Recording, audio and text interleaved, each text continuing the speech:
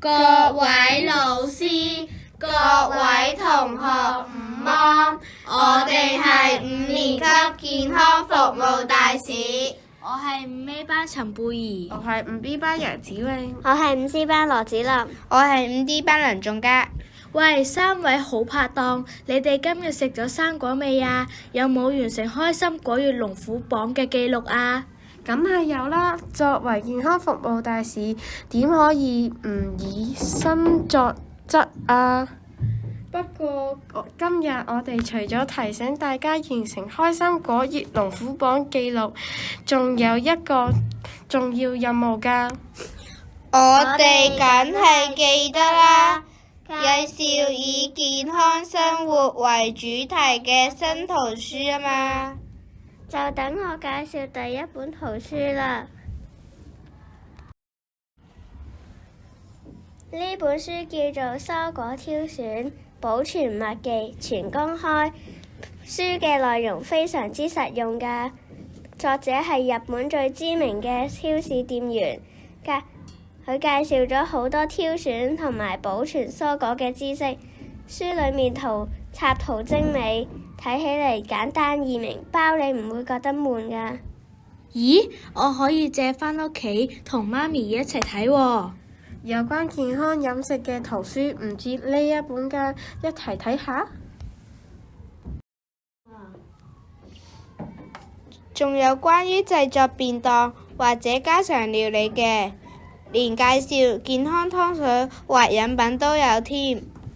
哇，睇嚟啲食物好吸引喎！我要即刻去借返本，睇下有乜嘢好食又健康嘅菜式，叫媽咪煮俾我食先。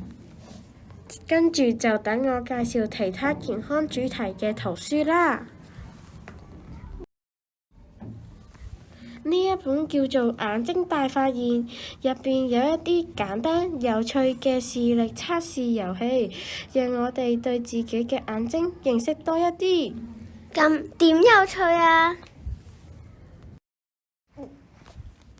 嗱，一齊睇下呢兩朵花中間嘅藍色圓圈 ，A 嘅大啲定係 B 嘅大啲呢？一睇就知道 A 嗰個大啲啦。咁你就錯啦！想知道答案，去圖書館借書啦。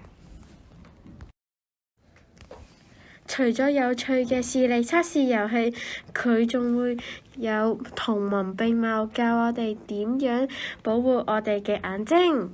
呢本書真係有趣又有意思喎。最後，等我都為大家介紹一本好書啊！呢本書叫做《漫畫小學生時間管理》，作者以輕鬆嘅漫畫形式講俾我哋聽時間係乜嘢，仲教我哋點樣善用時間，戒除拖延嘅壞習慣。大家知唔知道喺邊度可以借到以上咁精彩嘅新圖書呢？呢啲新書就喺3樓嘅圖書館等緊大家啦，記住唔好錯過啦！